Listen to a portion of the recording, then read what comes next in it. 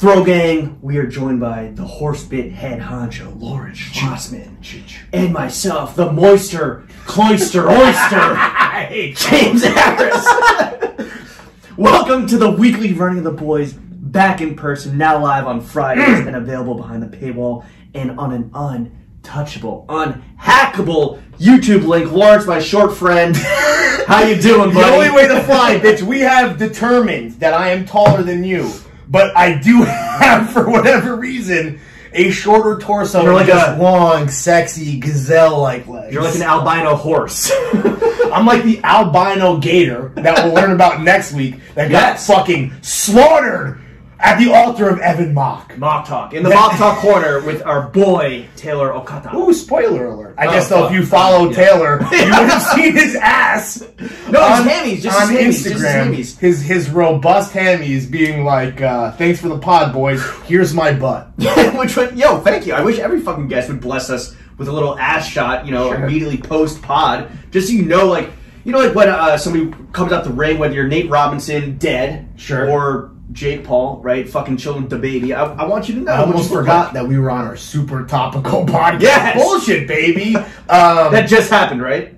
We've had a big day. Like, people, I don't know if people think about us as like, oh, they're lazy, they don't do anything, all they do is talk shit. Like, today was the most important photo shoot of our lives since the last most important photo shoot. Before we get into that, I believe there's a little checking of a something that you usually run us through. Oh my god! Wow, I forgot. Well, speaking of photo shoots, today was a day of 2 wardrobe changes. We wore a fit, we changed that fit, and then I changed back almost exactly. I think you did a little hybrid. A little hybrid, yeah. Why don't you kick it off and take us through the fit? Currently, I just rebusted these out for the season. These are Versace slippers. Show the camera, baby. Real Versace, very comfortable. My boy DJ White Privilege copped these for me. He and I have a very silly tradition, very expensive tradition where we buy each other Versace gifts, whether real or fake, for our birthdays throughout the years. These are highly recommended. When's his birthday? Who's next? His birthday is July 4th. I know that. He's like Memorial Day weekend, so I don't know. Need Donatello to fucking whip up something fire quick. Tell Donatella I need my Versace in yellow. That's 2 Chainz, obviously. Okay, and then moving on up. No socks. No socks. Stussy sweats, which make a appearance in Fit 2 of the photo shoot that we'll get into. A little wardrobe change. Little scummy, dirty boy. Yeah. There's not that much flaming hot Cheeto dust. No. On the fit as I thought there might have been. Just a little bit of. You and our photog were very against that. Yeah, I think that's a thing that, like most things we do on this podcast are like, this is hilarious, and then you're like, maybe it's a stupid idea. That's the duality, man. I think that I always want to get like a little too grimy, and you're like, yo, maybe don't palm my head like it's a basketball. that was just demeaning on a human level when and you're like, oh, sorry to mess with that. I'm like, no, dude, I don't want to be palmed like a fucking doll. I have a child's extra large head, and I do not want your grubby little fingers all over. I went like extra wide. I went extra wide with the claw, and I was like, wait a second, I don't need to claw this shit. Like it's a fucking. It felt like one of the goddamn aliens in Toy Story. I thought that if I you had one of those like soft spots in your baby head, or if I could poke your brain. No, dude. It was. We're friends and we're business partners, but we never touch each other. No, that was the whole realization we had when we went rock climbing. It was like, yo, we've never actually touched each other. No, I mean we've talked about this on pod. There's been a hug or two throughout the years, but regardless, I don't want my head fucking palmed, dude. New haircut or not? Okay, and then what's this? Hollywood Ranch Market. Oh, very fucking rare.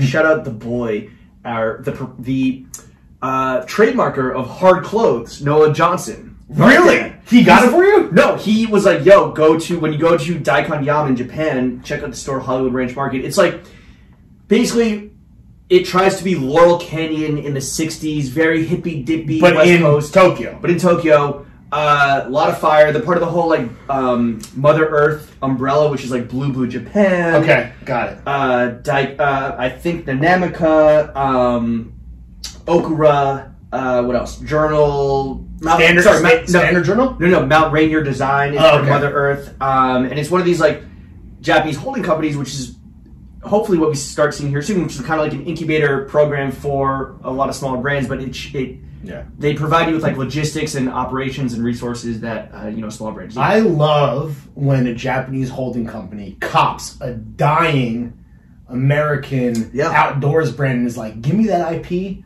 I am going to turn this into the most fire niche bullshit that you do not deserve here. I will take it to the motherland where it belongs, where Americana is being made great again. That is Japan. Edgy sentence. So HRM, we never close, 24/7 is their slogan. Is that the back? Yeah, I think so. It's like oh man, potting in person is so fucking... It's so cool, dude. And the panties are, I put on my lucky blue and green Hanes. For the shoot? Sponsors. Yeah. You're like just... These are my lucky boys. Okay, alright, respect. I can't... you must wear those a lot then. Yeah, I'm lucky every day, bitch. And then drink check, Bud Bottles. Oh yeah, if you can't tell, we have a whole little spread here. We just came from drinks, and we're like, we should get drinks for the pod. I am basically in my first fit, because I changed back totally, because, I'm not at my own crib where I have, my Versace slippers and whatever. I had podcast loafers on the feet. Because today was about the podcast loafers. I have on these kind of, I don't even know the brand, it's like some ragwool kind of socks. I have on vintage Carhartt double knees. Hard clothes. Well, and we're going to get to, I cannot wait to talk about hard clothes. These are actually, and that's the thing, these are hard clothes that are now soft. And I am going to make a huge point about that where, a huge fuss. Where Narc Dad Noah Johnson seemingly, forgot the way that you should actually wear hard clothes, which is to not wear them at all. Just have someone else wear them for you. To make them soft. A TaskRabbiter. Exactly. And then I have on a Realtree Supreme Hanes undershirt, and then over that I had on my brand new, gorgeous Drake's overcoat. Well, you can't do it. Sorry, not to interrupt you, but fit check should not include the clothes that you're not wearing currently, should it? Because then every time that we've done a fit check in person, I've talked about like what I've worn to your house. All right, well, let me fucking include the fact that I was wearing. No, but you're at home; it's different. No, but I was wearing a DeVoe shawl, big fucking like coat. A robe coat. Yo, courtesy of Seasons, actually. Hell yeah. They will be featured, but not tagged in the photoshoot. Okay, I think, and I'm also drinking Budweiser. All right, King of Beers. That's a fit check. Fit check, drink check complete. Yeah. So we're fresh off riding high off not just the 2 beers that we had before this, but the fucking fact that today was Lofi shoot day. Shoot day. This one, yo, how are we feeling? I was very nervous. I was like pacing around manic this morning.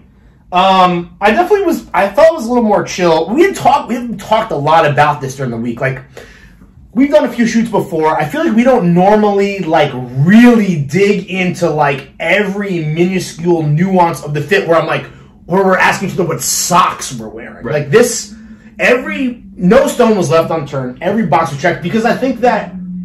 And not to be like fucking shill mode, I think that's a testament to how much we are like psyched on these loafers and how much we know the marketing can be. I mean, the only marketing is going to be pretty make or break. So for us, the fits were paramount. I was a bit nervous, especially because we started late. Yeah. And we also, by the way, we went to the Met Cloisters. That's like an hour from both of our cribs. Yeah. So it was like a journey. It was an hour fucking odyssey up to Dykeman. I-10. And our boy, the legend, King Salaman. He came through and... Shout out Ben. Yeah, shout out Ben. He was the guy. No, I was fucking nervous because... Would you call him a world famous photographer? Did I? Remember on the pod and then... I think this is... I was just like, yo, a goat. I was like, a legend. No, on the Taylor pod that comes up next week, you were like, you're just generally speaking about the shoot and asking Taylor's advice as a professional stylist, and you were like, we got a world famous photographer, and then Chuck and Chef both hit us on the side being like, who did the shoot? And we were like, we got fucking Ben Solomon, and they were like, oh shit, I wouldn't say he's like world famous, but he's fucking sick. Well, that's Supreme slogan, right? World famous. World famous Supreme Team Ben Solomon, now with the boys! No, yeah. He was late. He was late, whatever. He's on fucking rapper time, that's fine. My biggest fucking fear was the fact that we were running a little blind when it came to shooting in the Cloisters, because it is part of the Met They're part of the Met Holding Company. Yeah, sure. And obviously they're doing COVID, but I was like, yo, it's gonna be run and gun. It's gonna be fucking guerrilla style drone strikes, like bop bop bop, and then it was a heist. It was a heist. You were on your Daniel shit. There were mad security guards. So many. There was and also empty. No one's there. No one's there, but there was like 2 security guards per chamber, per room, per fucking noctum, per monastery. Yeah. It was intense. Well, per copula. And because we got there early to location scout, aka I'm like timing the security guards around. No, thank God we did that. But yeah, Lawrence is literally like, yo, I'm timing this guy. I got my fucking eye on this fucking narc. And yo, narcs everywhere. I felt like I was in the GQ office. It was Lawrence literally said, yo, I'm timing this guy's route. Yo, every 17 minutes he leaves the room. It was super intense because here's the deal. We're not taking pics in masks. Right. Come on. You know, these fucking domiciles. We're also completely violating the photo policy, which the guy said to us was like, oh yeah, any general pics are fine, but anything with models and focused photography, oh no. But if you go to the Instagram tag of the Cloisters, what do you see? All these basic bitches, fucking like influencer ass, basic bitch ass motherfucker getting their Instagram boyfriend to flick them up. What? We can't fucking play too? Yo, and I'm not gonna lie, like we were not being inconspicuous. We were showing on our phones first of all, we were dressed insane. Yeah. James and I came in the 2 biggest coats known to man. We changed into matching loafers, and we also had matching tote bags. We looked like the gayest couple. After trekking up like 20 flights of stairs, fucking the upper corner of Manhattan, just sweaty as shit. Yeah, it was a journey. And then Ben came in like a fucking wrecking ball, being like, sorry I'm late. Here's my assistant. Let's fucking go. Let's get after it. And we're like, oh, okay. So this is starting right now. And we got off to a bumpy, precarious start. Basically, the Met Cloisters is the ultimate backdrop for such a classy, beautiful look. This loafer. Lawrence, you're welcome. Once again, Horny Jimmy has art directed the fuck. I would say you location scouted the fuck out of it. This is these are fire jawnz for learned men. This is above the ears mustard shit. This is an intellectual shoe that some of you troglodytes might not understand, but the only smooth brains to the left, galaxy brains, come get a pair to the right. But the Cloisters. So it's basically it was some bullshit, and I only know this because Jenna read the Wikipedia page. They basically took an entire fucking monastery from Europe and they transported it brick by brick to the Bronx, like Gucci Mane. Yeah, and like Jeezy. Yeah, and it is. I got a lot of different vibes. Right, there's your Jesus shit, your full blown monastery shit. Right, that's a vibe. You have your outdoor Gucci Harry Styles. Yeah, it was like a Alessandro Michele garden type beat. Inner courtyard. Yeah. Inner piazza. Sure. Exactly. A little piazza action. And then you also have like what read to me as like Cleopatra, Mark Antony, these kind of like a kind of Roman in Egypt, Carthage type beat. And we're like, listen, we need 2 wardrobe changes. We need to fucking hit every fucking mise en scène.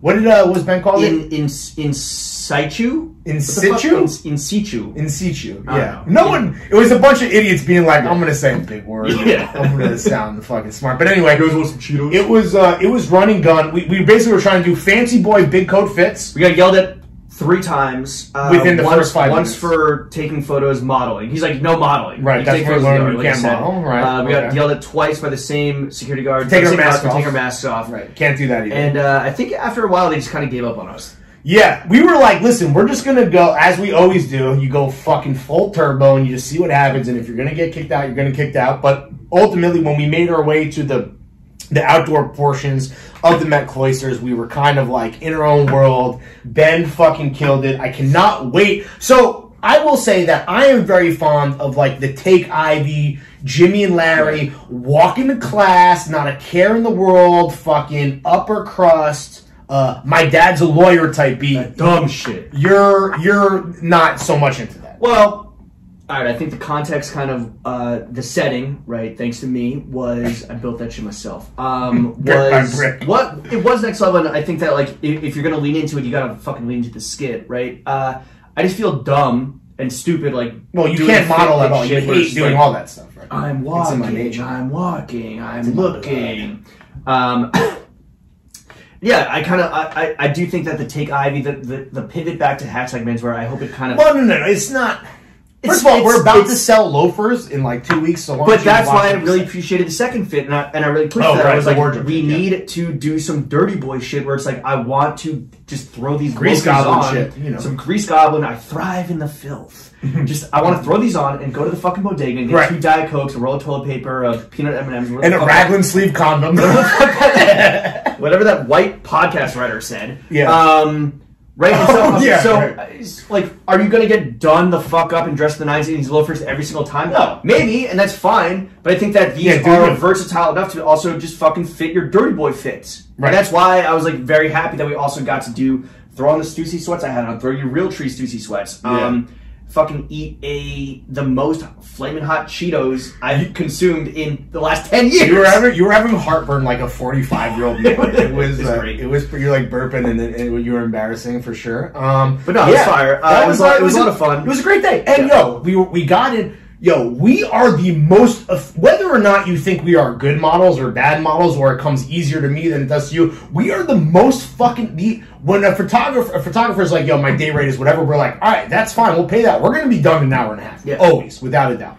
And you want to talk efficiency. You want to talk like Take Ivy and menswear. I felt like I was actually low-key more mensweared out than you were. Go on. The pleated cuffed. with the pleated cuffed gray trow from Nippon. What's branded? Journal Standard. Oh, Journal Standard. Highly recommend if you're ever in Tokyo to check them out.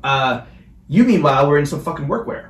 Like a goddamn construction worker. I wore hard clothes in both fits. Whether it was pants in the first or my Carhartt jacket in the second one. You wore vintage Carhartt in both fits. Can we talk about Noah's latest screed? Which, by the way, did you ever read any of the stuff that he wrote? So he's famously Noah Johnson, aka Narc Dad.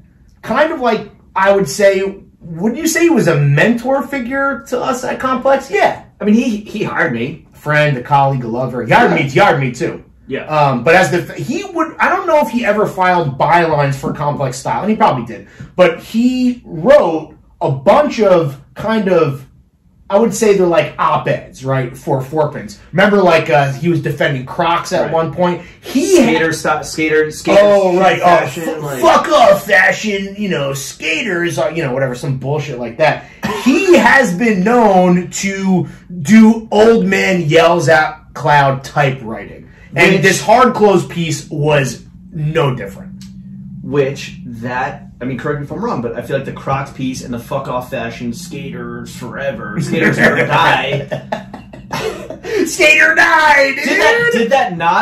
Was that not like the leading article of the week, if not month, for Forpins? The Crocs one, I remember, was slapping because that was, at the time, he was dying on that hill, and I even was like, Crocs. And now I have been a huge Crocs guy. So I will admit that as much as I'm like, there goes old Noah, Old man Noah, shaking his stick. Old man Noah just fucking yelling from his front porch.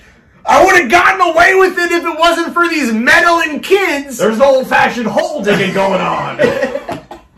He typically is on the right side of history or ahead of the curve. This piece, what did you think? Okay, so first of all, can we just say hard clothes? That is to create a conversation. Yeah. No, I think the whole thing was I don't know about you. Are you hard? Are you hard? I'm so fucking hard. My dick is so hard on my hard clothes. It's bleeding right now. I'm so hard. And can I get a hard clothes? I'm getting hard for clothes. I'm so hard. Right, this was fucking wet for jawnz and hard. Oh, my clothes are so hard right now. So hard. Come on. If you're not in media Twitter like Lawrence and I are, the kings. Unfortunately, we're in prison. Please free me. Nobody You just earlier were like, is it just me or am I trapped in my Twitter bubble of terrible it's like MySpace when they done my top 8. Like, get the fuck out of here. It sucks, dude. Kill me! Release me! It seems like, okay, there's an article every week that's like becomes like the de facto things that we argue about, right? And sometimes we block. The take du jour. Sometimes we pot about them, like, narc journalism in the form of right. being last like, week. Yeah. Was that last week? That was last week. Holy fucking shit. New York City partying in a pandemic. This felt like, and it was put out on a Monday, and whatever you put out on a Monday is like your flagship blog of the week. Right. This felt like that shit where it's like, all right, this is the line in the sand and we want you motherfuckers to argue about it. It was like, hard clothes are fucking good, sweatpants and tees are bad. You know how, this to me felt like a reaction to the Sweatpants Forever story with Entire World and Scott Sternberg. Shout out to our guy, Foster Kamer. Yeah. He pointed out that Sweatpants Forever was never actually stated in that article. Right.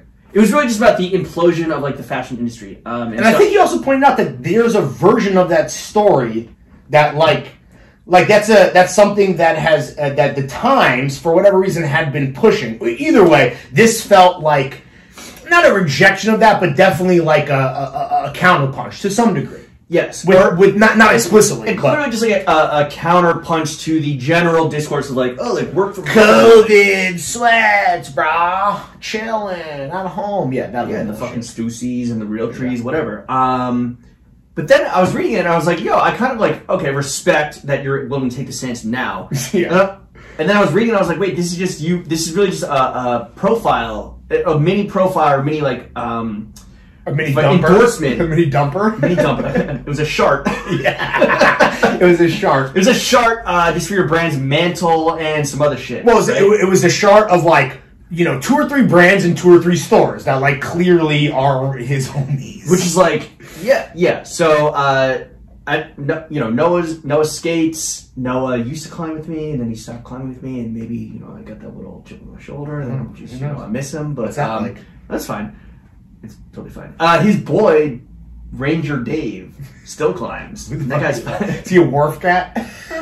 No, he's not a wharf cat, but he's Ranger Dave. I don't know. So for me, someone that's not like into stolen valor and really not that into vintage, this kind of was like over my head and intentionally so. I was just like, yo, why do we call this hard clothes, bro? Like that. That's an intentional troll. That's the troll. Fucking that's elicit the viral the clicks troll. Sure. And elicit the hatred. You, though, on the other hand, this is a dagger into your heart because you, as a blue collar vulture, I feel like this is aimed directly at you. No. Okay, let me make a couple. One point I will say is that like for the most part I thought it was a good article. Besides the point where he went full fucking best man speech. Comfort is defined as like okay, thank you Merriam-Webster. All right, we don't have to fucking pick this apart word by word. That's the editor in me. No, I think that the point that Noah missed is the point that I kind of alluded to earlier, which is like hard clothes, soft clothes, workwear, not workwear, stolen valor, earned valor, whatever.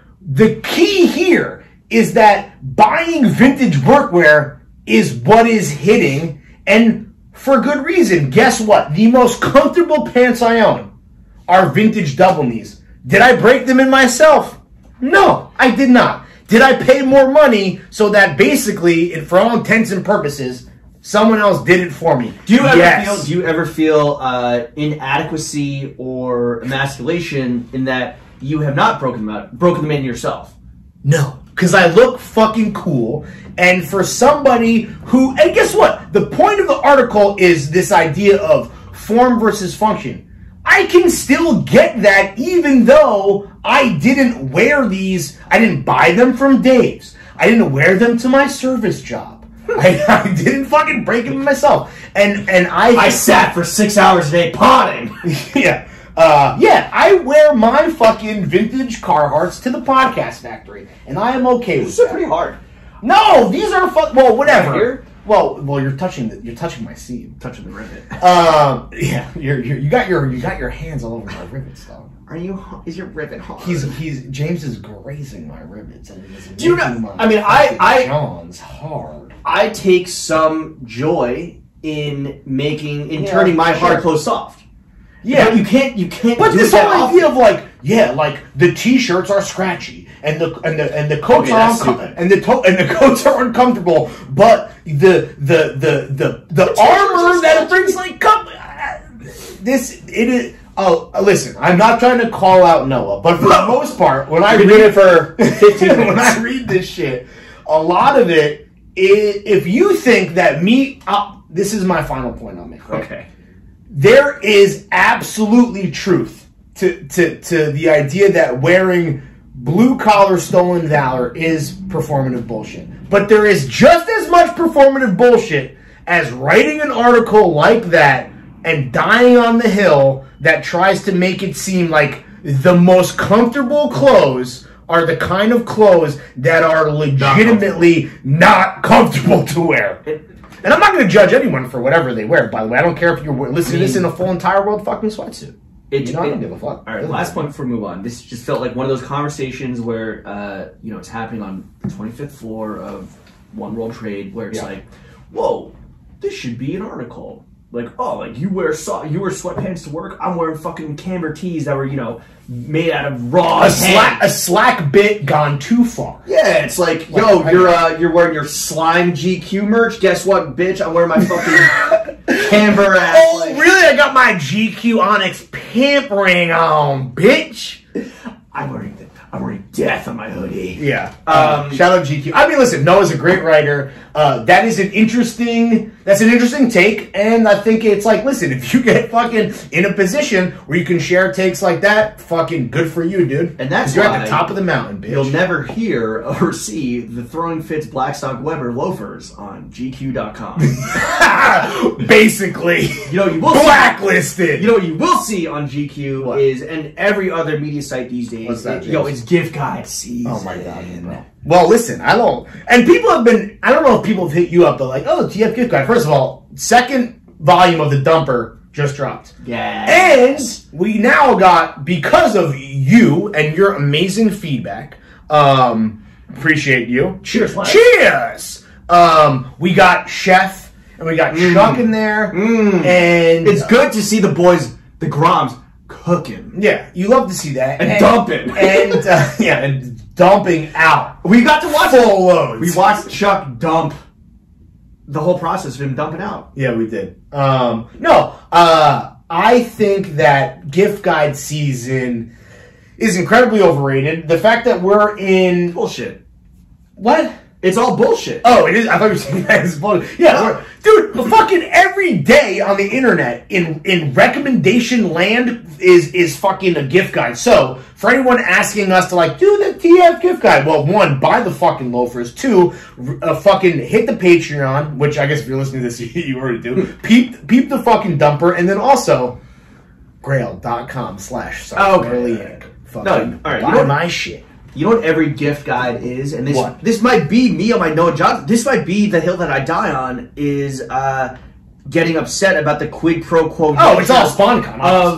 Of lifestyle journalism. Wait, you're saying that media isn't real? But gift guides, I feel like, are especially egregious. Well, obviously, because it's not what the editors, who are supposed to be these like tastemakers and curators, are actually pushing. Affiliate link holocaust, dude. Not just that, but also it's like, yo, you get free shit, and then you feel compelled or guilted into putting it on the gift guide. Case. This is so good. Case in point. I love that. I think you told a story before, but you got to tell it again, because this is. I was the finesser. I think the statute of limitations are up. If the SEC's a Patreon, yo, first off, why aren't you 20? Secondly, fuck you. If fucking Paul Giamatti's listening.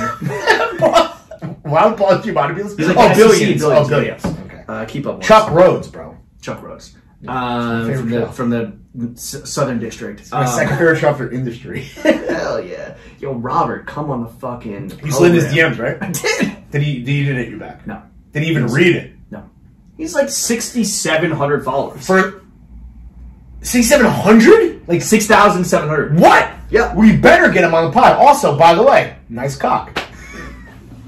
Yeah. Jenna was trying to say that she was like, oh, nice cock. She was like, that's not his dick. I'm like, that's his dick. I'm like, that's. She's like, she was trying to say when you see a male actor do full frontal nudity, she's like, that's a prosthetic. I'm like, no, only if it's fucking Boogie Nights. That was his dick. Yeah, that was his Robert. If you're that was his cum that he slurped up. That was his real cum. I don't know. What do you think it was? Tapioca pudding. You think? Oh yeah, I guess. Well, I don't know. I have no idea. What's the viscosity on that? Tapioca pudding? No. Anyway, tell your story about your TV. All right. Case in fucking point. I'm the editor of Complex Style. Right? We do clothes. We don't even do fucking. We're going back in time. Yeah, it's like 20. I think this might have even been my last hurrah. Obama's in the White House. LG, everything is perfect. LG is like, yo, are you doing a gift guide? I was like, yeah, I am. They're like, would you be interested in featuring the wrong basket? Whoops. In featuring, the 4K LG like 75-inch smart fucking 75 inches curved TV. Again, it's 20 the size of Robert's cock. And I was like, no, I do clothes. And like, what if we just send one to you just so you can find out? And I was like, all right, send it my way. Wasn't just a tip. What if you just try it out? Send it my way. And so they sent it to me, and so I was like, all right, I think the tech writer is actually going to write about it. So cool. Where can I send this back? Who was the tech writer? I have no idea. Okay. It was not Jason Parham. He had left after 40 Hottest Should Women get Jason Tech. Pod. You should get Jason Pod. Yeah. Where the fuck was I? Oh, I was like, yo, where can I send this back? They're like, what are you talking about? You were so silly. I was like, no, like, we wrote about it. It's gonna be live in December. My entire apartment is 75 inches. I was like, the mailroom. No, I didn't even. It was in my fucking office. It was taking so much room in my gigantic office that I shared either with Gina DeLeon or somebody else after Gina got fired. But I was like, where can I send this back? And they're like, paywall. I don't know. The mailroom's busy. Why don't you just like hold on to it? They're playing games. They're trying to grease your fucking wheels, dude. So I read between the lines, and so I immediately put it on Craigslist, and I was like, "Yo, who wants this shit? Price to move to come pick up at Complex. $4,000." This fucking guy hits me immediately. What does it retail for? What did it retail for? Like $6K. Okay. This guy hits me on the ground. This guy hits me immediately. He's like, "Yo, I want this." I was like, "All right, can you pick it up today? Like, can you pick it up?" He's like, "Yes." He's like, "Is this the one with like dual whatever stereo da da da?" And I was like, "Look it up." I was like, I actually emailed LG. I was like, "Is this the one dual stereo whatever?" Before I write the post, I would love to know if it's. And like, James, the post has been live for 6 days now. No, and they were like, "Yeah," and I was like, "Yes, it is." And he's like, "All right, I'm coming through." $4,000 cash. Hell yeah! And this is just wait. What kind of guy was it? Without. What can you say? It was like a he looked like he would have, white guy, hair slicked back like yours, in a fucking barber, just like a nerd, and like like a Murray Hill type guy. Yeah, like Hell's Kitchen. He was like, yo, like, oh my god, I can't wait just to add this to my fucking component. My one missing component in my system, bro. My home theater was the TV. That's a big system. He's like, big component. He's like, my speakers are crazy. Like the whole everything. You're like, I don't care, bro. I was like, sick. So give me the money. Yeah, I made $4,000 on this fucking gift. What did you spend it on? What did I spend it on? Yeah, what did you do anything for like? Did you do anything big? I have no idea. I'm not a big fucking spender. I spend my money. You put the money in you put it away, saved it, and you're like, fuck it, whatever. I mean, eventually like drugs, I assume, but no. So this was just like, again, just an example of the fact that all gift guides are fucking shams. No one is actually recommending what they think is a good gift, right? Like, it's really just like what they get for free. Well, this reminds me, quid pro quo shit. This is literally me putting my Flow Team shit on Grilled. And in the description being like, oh, fuck it. These are, so I just, I would rather that stuff go to somebody who has an open slot in their rotation or whatever. But, that is what it, like, if you work in media, right? Whether you're... It's the squid pro squad. Whether you're sharing an office with Gina DeLeon and you're a fucking, a corner office fucking fat cat like yourself. Just jerking off the windows. Or you're like me. Rome. A man of the people that has to fucking flip jawnz in the gutter on Grail. Either way, it's like, you're fucking underpaid, you're overworked, and when gift guide season comes up, that's when self-preservation kicks in. It's time to cake! And it's time to eat. Alright, so why weren't you a big grilled seller before? Shame? No. Shame? I was. I mean, I've definitely sold stuff over the years. I think that, well, it's really two things have happened recently. One is that now, as somebody who works from home and who is self-employed, obviously we're business partners, you're aware of that. Yeah. My office, my podcast studio. That's so fucking hard. please don't. My family is dying. No, our second bedroom, Jenna. Your stew. that Jen and I were always the one with the hats. Yes, we've always used the one with their hats. We've always used that as like a dressing room and a closet, and I saw it recently. And yes, it's mostly your shit. Yes, and for whatever reason, since I've left the official fashion game, which is fun, and also fuck Walter Pierce for saying that we're not in fashion. We're like, well, I'm not trying to say anything that's embarrassing. We're not in fashion. We are fashion. Well, listen, bro. How can you move the zeitgeist when you are the zeitgeist? I think is something like that. But anyway, shut up, Big Wall. Yo, Big Wall, line up those fucking ket rails Tuesday. Yo, I was gonna say, Big Wall, get those rails ready because we're coming through to Lucian and we're gonna fuck shit up and we are going to super spread. No, I have been getting more free shit now because of the popularity of the pod, and honestly, not even so much the popularity, but the fact that we're indie, bro. We're our own bosses. Gift guides don't move needles. Nope. Gift guides don't move hearts and minds. Blog posts don't move fucking decimals. Throwing fits moves fucking decimals. We put asses in seats, and I think people know that. So they send you and me mad shit, and a lot of it is bad. Mids, at the best. Sometimes it's John New Balances. And sometimes it's the third best colorway of the second best release of a Tuesday, and you're like, okay, right into the stack and the pile, right into the fudge right there, brick by brick. A lot of times it's footwear, and I think that you and I are at the point now as grown ass men. You're 34. Same age. I'm 33. I'm young. Oh yeah. Same age as Robert. Oh really? No, same age. No. Same age as the modelizer on season 1, episode 2, episode 3 of Sex and the City. Right. You are a statistic from a pilot. Fucking kill me. Of a show from 1999. I'm a fucking fuck. I'm a 98 fuck boy. It wasn't even called fuck boy then. It was called modelizer. No, you're just a douchebag. You're just a fucking douche. Anyway, the point is that like at a certain point the stuff piles up, and I'm like, listen, I am never gonna wear any of this shit. Whether I saved the box or I tried it on one time and wore it on my balcony and now it doesn't have the box and I can't sell it.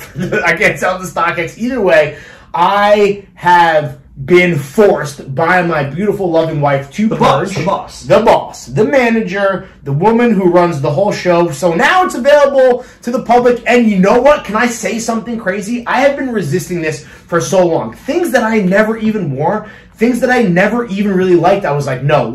I kept pushing off, procrastinating. And a lot of that is my personality. But now I am in a full-blown wheeling and dealing mania. Bro, I've never been happier. You made $300 when we were shooting our loafies. No, I made like $7. First of all, I made like $3,000 in like 2 days. What? And I made a lot of it today when we were. Where are you finding the joy? Is it in just being like, okay, I never have to see this thing again, or is it like the dollar amount that's coming to your bank account? Yo, I love writing the descriptions. Kind of like why I've been loving the dumper. You and I haven't written in so long that like, and when I say writing about Jones, I'm not trying to write a fucking celebrity profile. I'm not trying to write a full newsletter. Your dumper write-ups. So the way it works is I send you my shit, and then like I don't know if you like get to, you know, get an early peek at mine because I get my work done on time. But I don't know if you like use that to like level up. But I'm like, damn, I need to fucking set my shit up. No. My job. You're back on your 4-pin shit. Yeah, one of my jobs of this operation is I am like the editor, and while Chef and Chuck you're the copywriter, and while Chef and first of all I'm an editor, and while Chef and Chuck are always like, oh please, like yo, give it to Larry, fucking magic, bro. While you are never as explicit with that, I'm gonna top edit you. I'm gonna hit it with some commas and some grammar, which I don't like. Okay, I prefer the Oxford comma. I prefer the M dashes. Because I'm about an Oxford comma. No. I will say that guys are like my Fitbit, bitch. I love writing the descriptions when I have something to say, because I don't always do, because sometimes it's like brand new, no box, suck my dick, buy the shit, don't lowball, whatever. And then, yes, I absolutely love getting the money, but I really do enjoy putting up a piece of true fucking dog shit and someone being like, yo, I fucking love this.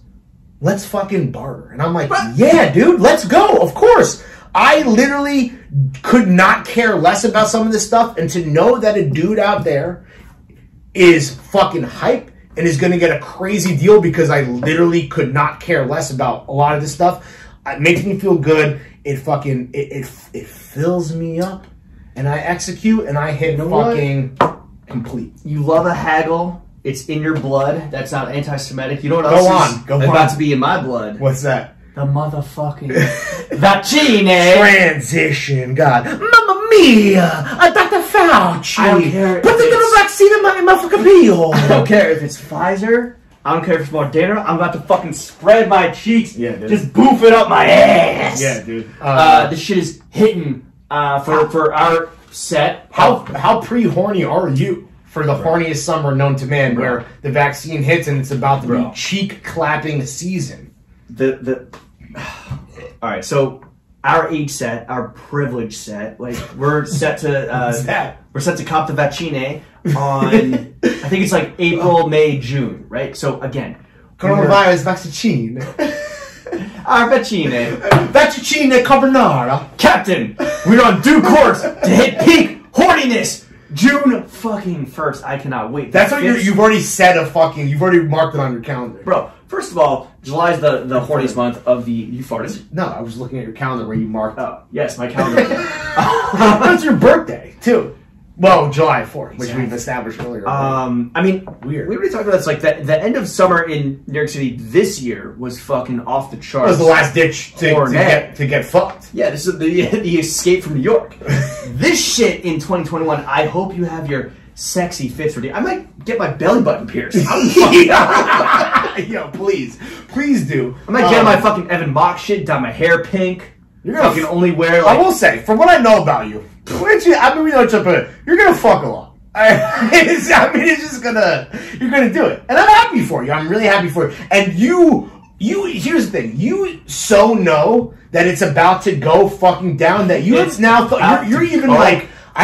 You're like, I need the soundtrack to be right. If the song of the summer, if you thought you were going to release that before me, Horny Jimmy, is ready to get his fuck on, I'm gonna need you to hold that. I love tweeting about horny summers. I've never tweeted this early about a horny summer. 9 months early. No, wait. Yeah, 9 months. No. 9 months early.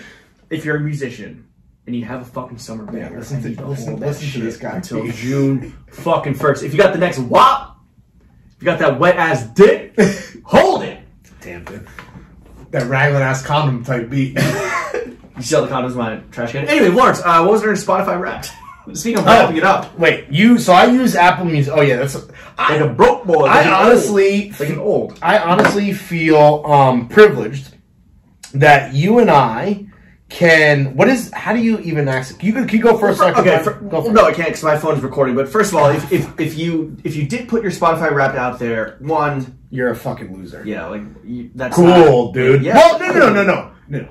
If you did it to show that Throwing Fits was either a top 5 podcast, let's be clear, top 5 podcast, or you did like you binged top 2 and an A2, top 2 and an A2, or that you listened to, what was the other thing? Like, I listened to like 7 episodes in a day.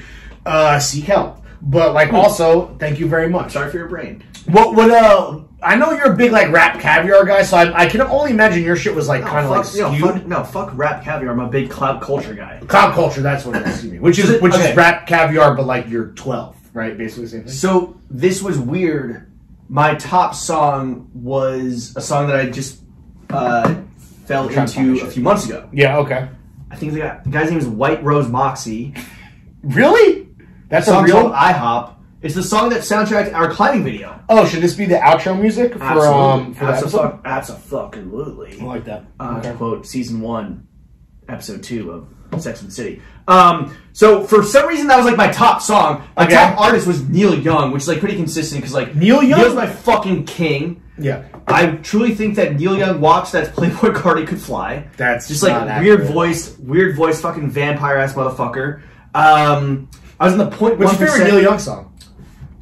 I mean, it's got to be probably My Hey Hey or Keep on Rockin' in the Free World or Loose Change or Big Time or Cortez the Killer. Ooh, Cortez the Killer is good, but like a certain live version. But it's because after the Gold Rush is for me. That's because you're a sad boy. It's because no fucking olds are on Spotify, right? So I'm in the top 0.1% of Neil Young listeners. It's because everyone else is fucking listening to pop soul and shit. Anyway. It was Neil Young, like Joy Division. Any embarrassing stuff? Not really. It was just like I had Taylor Swift because I was killing folklore, and I was like, and here's the thing, I'm not. You know me. You would say that I overshare. So while I obviously don't have a Spotify rap to share, I would have probably shared my Apple Music year roundup, looking like a CVS receipt. Yeah, but I was like, oh, and I publicly stated how much I like folklore. I mean, the Last Great American Dynasty is maybe my favorite song of the year. But I was like, I'll save it for the pod. We both had Neil Young because what I will do, and so when the fuck did you get into Neil? When he collabed with Supreme? No. After that, much after that. No, what I will do, and I think we talked about this when we did Pair of Kings when I was talking about the Smiths, but like I'll not rediscover because I won't even pretend like I was a fan, but I'll hit an Apple Music Essentials kind of compilation for Neil Young or the Smiths. Sound like Noah Johnson right now. And I know that's basically like banging a greatest hits, but for the most part, I find things that I know are good objectively, at least in terms of what the general popular opinion is, and I'm like, let me see what it's about. Jimmy's talking about fucking Neil Young, Mario Judah. Yeah, Mario Judah. Let me hit Rockstar. Let me hit Mario Judah Essentials. Let me see what's happening, and I'll fall in a hole. And I listen to a lot of this when I'm doing my stairs. So for me, Neil, for me this year it was like the Smiths. Whoa, fuck Morrissey, but goddamn bangers. Neil Young to some degree before that, and then some new stuff. Taylor Swift, some stuff that I've liked for a long time. Oasis that I'm always going to get into, and then of course Benny the motherfucking Butcher. Butcher coming. Can't say the rest of it. Little West Side Gun, a little Conway the Machine, but not really Conway the Machine because he of all the Griselda guys, he's like Molly's here. But yeah, I mean that was more or less what. And then obviously Uzi, Future, Drake, the same shit. That was my wrap up. Why was Drake not in your top 5? You're a fucking Drake simpleton. No, well we prefer to be called Certified Lover Boys, and Drake for me. Are you about to turn the corner on Drake? No, I'm not about to turn the corner. This is my life mission, is to be like, Lawrence, I'm always... This is your life mission? Yes, it's very pathetic. Aim higher. I'm always on the right side of history. Whether it's... You are rarely on the right side of history. Whether it is Mario Judah, whether it is... Rockstar! Whether it is... Does that be that music, actually? Yeah. Whether it's PP cocaine. Yeah. Oh, who is going to have a little... By the way, Rico Nasty, new record dropping. Whether it's industry... Put a 10-piece in my grill? Whether it's orange wine, natty wine, I'm team early, right? So you were with PP cocaine, 100%. And I'm always been, Drake is just a fucking cornball. Drake puts on great pop music, but like he's a fucking corn. When are you gonna come over to the right side of history and you today you're like, I might have to concede that Drake has jumped the fucking Sharkioli with this Drake, Nike, Nocta shit. Yeah. Okay. What are your thoughts there? Drake's sub-label with Nike, the fucking Nocta, it's because he lives a nocturnal lifestyle, bro. Because he records at night. And he sees the guys in Toronto, Paris, London. It's like a team ting, bro. First of all, it goes without saying that, regardless, big Scorpion out now. It needs to be said. But first of all, Drake's fucking creative process is the same as every rapper's creative process, which is like, it's midnight. Get the hose, get the fucking drugs. Let's hit the fucking stew and let's fucking cook up. So this idea that Drake somehow has ownership over the nighttime, the nocturnal creative. First of all, what are you a fucking La Cosa Nostra Nocta? What the you sound like fucking carbonara vaccine. Yeah, I mean, get the fuck out of here, dude. Well, no, his process is the lamest version of that, where some mainstream company, Nike, Nike can be like, yo, like this. Okay, you're versus Future, who is literally like, I am killing myself with every your family friendly version of the night is acceptable to sell. When we were talking off mic as real friends, I mentioned to you that because we were talking about what was No Ceilings 3 and how much we both fucking hated it and how sad it was and how, hey, Lil Wayne's kids, you 7, 9, and 13-year-olds, don't quit your fucking day job because you suck at rapping. But that I didn't get that far. That you did not. But like that BB King song, BB King freestyle, I don't want. If Drake is coming to the table without a chorus, I'm going to put my AirPods back in the holder because I'm not interested. I want Drake for one thing, and that is Money in the Grave level fucking slappers and or bangers only, okay? So, for starters here, I have no interest in Drake as a rapidy rap-ass motherfucker or as a fashion designer or as a fucking fragrance sommelier. Regardless of what's happening here, what I will tell you is that a couple things here. One is that this whole look, the Nocta look, per the Nike.com/news/blog/Nocta Drake essay. Yeah. Drake ghostwritten essay. First of all, Nike has Matthew Williams doing the same fucking look, right? This fucking exaggerated technical roadman ting. That are you actually looking up what the URL really is? If we no, I was tweeting Drake got his Nocta essay ghostwritten. Yeah, but like I don't need to see any more of Roadman Jinx level looks with tuned airs and fucking dry fit and fucking tech fleece and like I understand that the Drake shit, the execution like on those puffers, it looks like it's on another level, but like you have enough of that. I don't need the puffers are. I'm gonna.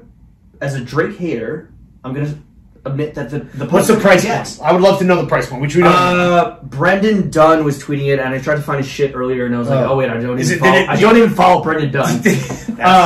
But no, did it seem like it was going to be expensive? It's like $300-$400 for a puffer. It's like that's not crazy for a fucking puffer. I'll buy North Face. As in New York. I'd rather have the real shit, not the fucking fake version. So the cosplay. It's cosplay. It's grime cosplay. The shit is tonal, right? It's black on black. I think it's yellow mustard on mustard with the big fucking swoosh on the back. But it's got the swooshioli. So I actually think that the puffers aren't bad. Am I going to fucking buy one? No, of course. And the fact that it's associated with Drake and it has like CL, Certified Lover Boy on the fucking ass. Terrible. No. Terrible. Whether would you even buy Nike? This is the thing. Nike is the top brand that we always talk about in every AMA. If you could only wear one brand for every occasion for the rest of your life, so help you God, amen, what would it be? Inshallah. It's Nike. But I was thinking about this in preparation of this. I do not buy Nike product. I don't. That's a crazy fucking admission. And socks? I'm trying to think like... Do you buy Nikes? I buy Nike socks. I have like Nike running shorts. And I guess like Nike running shoes. Do you remember on the industry when they say Nike?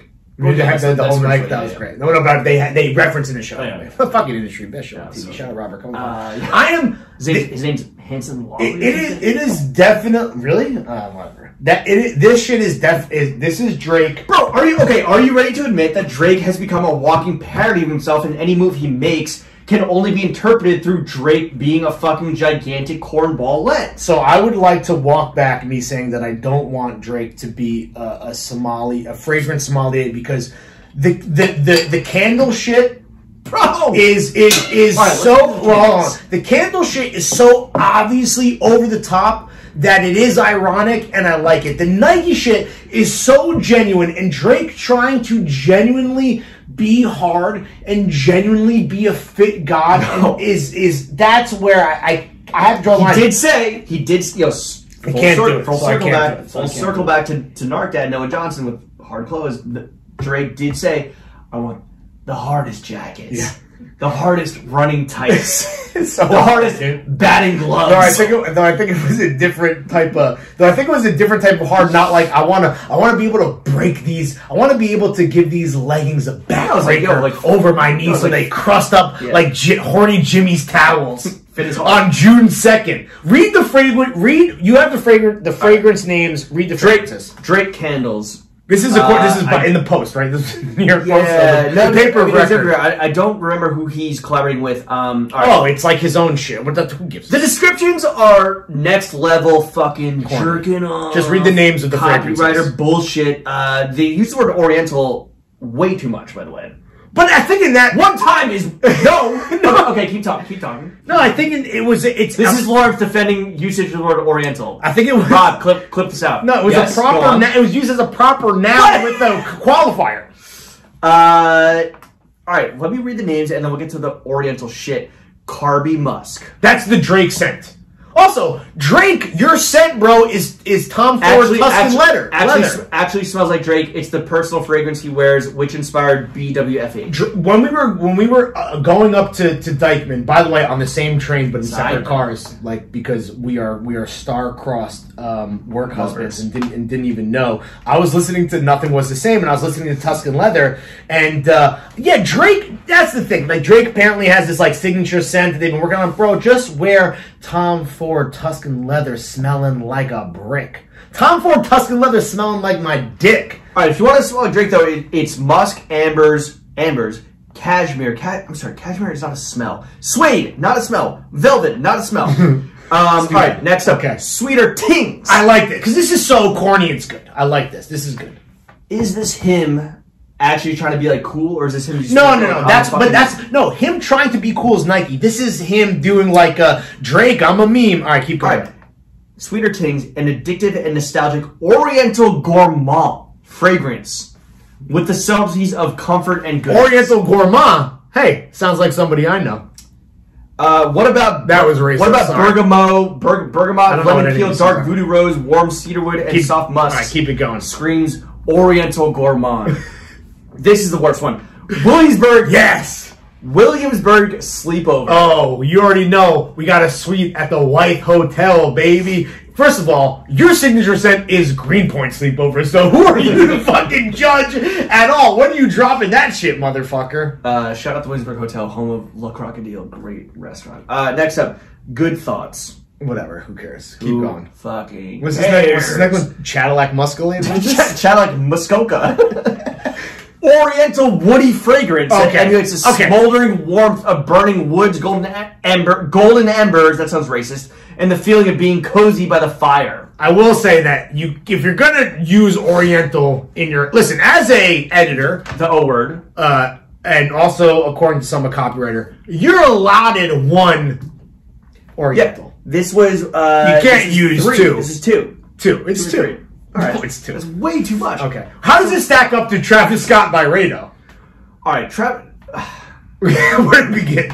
All right, let's begin with that. And also, do you think that, I will say, and this is crazy, so I am a known Travis Scott hater because of the personal drama that has been covered extensively. The Daily Mail. Did it not feel like, so this Drake press release that went out to like pretty garbage, bottom of the barrel outlets. I felt like the knock the shit was kind of a big deal. That's on Nike.com/news/blog slash Drake/speech and /ghostwritten by Q. Yeah, and that's going to be a big deal. And I got the secret Instagram account. Your boy followed, obviously. I want to say that I feel like Travis Scott, and this might be a changing of the guard. I don't want to say because I also hate Travis much more than I'm losing my taste for Drake. Pause.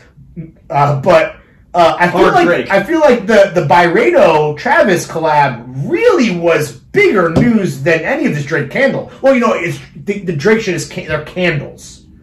Well, the Drake shit and Travis's is a candle and a cologne. Yes, which is I think that's a and the Drake shit is very it's very Drake, very just like it's lemon peel. It's corny, but it's ironic. I appreciate it. Okay, so the Travis shit was like next fucking out of this world because it was literally out of this world. Is it? At the night show. It's so over the top to the point where it doesn't make sense. And first of all, Byredo is a good brand. Yeah, it's incredible. It's a good brand. It's like one of the best brands. What do you wear? It's funny. Healy. Stop it. Yeah. You have is it like a little is it like a Healy that like you no, it's like pop the tongue and you wait, it's James James Healy. It's your name. First of all, come on. This is ladies and gentlemen. Wow. I'm looking at a picture of James using Heelys on his Instagram. What are you talking about, bro? All right, it's James Healy. No, so wait, you're not gonna ask me what I use? I'm Lalabo Noir 29. Yeah, you're a basic bitch. What? Noir 29 is not. You love Santal 33. You love. I do love brunch. I love brunch. The Travis Byredo thing was like, first of all, the reason why I think it outweighed Drake. I think that Drake's candles was intentionally low key. Because it was Drake low brow, supposed to, or like low. Well, okay, but I think Travis Byredo made noise because it was like, well, first of all, it's the fucking Ragers, but also it was the scent director of Byredo said this is meant to literally smell like space. Right. Which you can't smell. No one can hear you jerk off by yourself in space. In space, no one can smell. Travis Byredo cologne, top notes, cosmic dust, antimatter particles. Middle notes, starlight. What is this fucking... This shit is a Dan Brown novel. The scent of supernova. You can't even say supernova, it's the scent of supernova. Base notes. This is so stupid. Atmospheric vapor, dark nebulae. Travis Scott is a fucking baby. $285. Travis Scott is a baby. His fans are babies. I don't know how they're gonna. Byredo is fire. I agree. It's expensive. What is this? Do you have a price point on this? $285 on the cologne. Come on, bro. Who's buying this? I am happy or not. Well, honestly, I wonder what it smells like. I'm relieved that Travis has stopped fucking collaborating with like McDonald's, fucking like Uber, and PlayStation. Yeah. Well, that's why it's so. This is weird to me because a lot of my beef and my gripe with Travis as like this fucking as a Thanos level monster of consumption is that every fucking collab is on such a baby level of bullshit. Right. McDonald's, PlayStation. By the way, I love fast food and I do respect gaming. Sony PS5. Yeah, but at the same time, this to me doesn't feel on brand. It's almost like him going back to like the high fashion Travis, which is why Fashion Week Travis, which is why I kind of like it. We got to smell it. We should buy some. It's going to sell out, which is insane. The candle sold out. The scent did not sell it. This is the new. What was like the first cologne you ever got? Probably like Fierce or Jake, right? Like one of those like Abercrombie or Apollo Blue. It's Pole Blue, fake on Canal Street. What was that? Just like fucking rubbing alcohol? Yeah, we just like Pine Sol. We just light lighters and like spray it. Well, like, you can do that. I feel with most cologne, but that particularly flammable. I've never been a cologne guy though. Like I had this fucking vetiver forward scent from James Healy, and I'm like, yo, your alter ego is you. It's a dude in a full tuxedo. It's you in a full tuxedo, a top hat, a monocle, and patent leather Heelys. This is me healing right here on video. James Healy is your alter ego, and he's like basically the Riddler and Batman. Yeah, but Healy's gayer.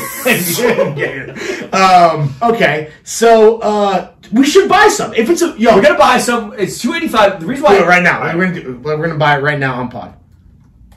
Travis Scott. Is it on his website? No, it's like fucking like merch. What the fuck is it? Oh, here you go. Shopping. Yeah. Well, let's see if I'll look at the fucking. Travis Scott was also Forbes 30 under 30, and which respectable. Yo, but he's wearing the fucking Star Trek. What is that guy's name? Fucking or the dude from Power Rangers. There's a used candle for $235 on eBay. No, I want the cologne, dude. I want the fucking cologne. Is it sold out? All right, we'll do this later. Sold out. How much left is How much left is in the run of show or the episode? That's it. Just take us out, Lawrence. Okay, guys.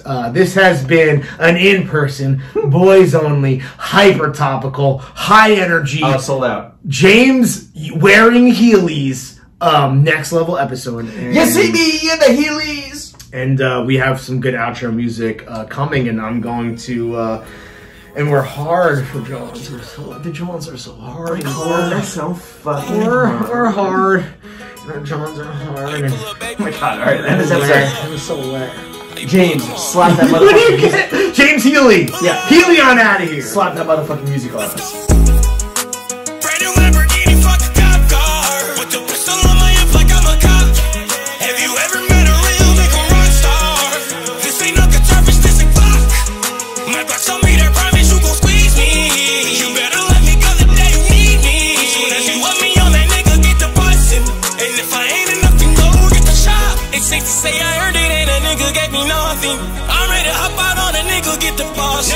Say you play, you late, don't make me push the button. Pain dropped enough tears to fill the fucking buckets. More for buckets, I bought a chopper, I got a bitch, I'm out 100. Ain't going for nothing, I'm ready to air it out on these niggas, I can see them ready. Just talk to my mama, she hit me on FaceTime, just to check up on me, on my brother. I'm really the baby, she know that her young son was so guaranteed to get that money. She know that her baby bonus, I was guaranteed to get the loot. She know what I do, she know how I run from a nigga, I'ma pull out a shoe. PTSD, they moves waking up coast west like I got the flu. I done her G, she saw me kill a nigga in front of her before the age of 2. And I kill another nigga too. If I let another nigga do something to you, as long as you know that, don't let nobody tell you different. Daddy love you. Let's go. Brand new Lamborghini, fuck a cop car. With the pistol on my hip like I'm a cop. Have you ever met a real nigga rock star? This ain't no guitar, bitch, this a Glock.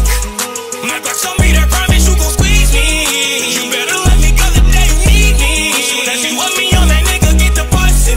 And if I ain't enough to go, get the shot. Keep on packing when I ride in the Suburban. Cause the codeine and y'all niggas swerving. I got the mud, wash them like detergents. And I'm balling as waters, diamonds on my jersey. I don't upside and flip the block back, yeah. My junior popped them and left them upside, yeah. This Spanish block got the rebound and it's robbed me. Fool me one time, can't trust me again. Fall on that horsepower, I get lost in the wind. If it's talking on the other pin, no, just take his shit. Maybach SUV from my refugee. 5 blocks in the hood, put money in the street. I was solo when the ops caught me at the gas station. Had it on me 30,000, thought it was my last day. Ain't even want no smoke. If I had to choose, it was murder, she wrote.